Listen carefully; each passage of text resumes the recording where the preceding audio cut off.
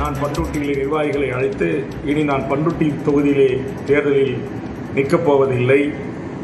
பண்ருட்டி தொகுதியில் மட்டும் நிற்கப் போவது இல்லாமல் வருகின்ற இந்த சட்டப்பேரவை தேர்தலில் ஒட்டுமொத்தமாக நான் அதிலிருந்து விடுபட்டு கட்சிக்கு உழைத்த முன்னணி தலைவர்களுக்கு அந்த வாய்ப்புகளை வழங்குகிறேன். ஒருவேளை மீண்டும் நமக்கு பண்ருட்டியில் இடம் கொடுத்தால் கூட கட்சியினுடைய முன்னணி தலைவர்களை நான் நிறுத்துகிறேன், அல்லது வேறு தொகுதியில் வாய்ப்பு கிடைத்தால் அவர்களை நிறுத்துகிறேன். நான் தமிழ்நாடு முழுவதும் பயணித்து கட்சி பணிகளை மேற்கொள்ள இருக்கிறேன். அதற்காக நீங்கள் அனைவரும் பொறுத்துக் கொள்ள வேண்டும். எல்லாம் கருத்தில் கொண்டுதான் நான் பண்ருட்டியிலே நிர்வாகிகளை அழைத்து இனி நான் பண்ருட்டி தொகுதியிலே தேர்தலில் நிற்கப் போவதில்லை.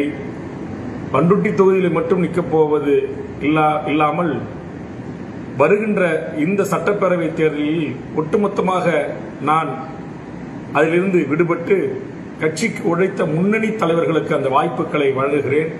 ஒருவேளை மீண்டும் நமக்கு பண்ருட்டியில் இடம் கொடுத்தால் கூட கட்சியினுடைய முன்னணி தலைவர்களை நான் நிறுத்துகிறேன், அல்லது வேறு தொகுதியில் வாய்ப்பு கிடைத்தால் அவர்களை நிறுத்துகிறேன். நான் தமிழ்நாடு முழுவதும் பயணித்து கட்சி பணிகளை மேற்கொள்ள இருக்கிறேன்.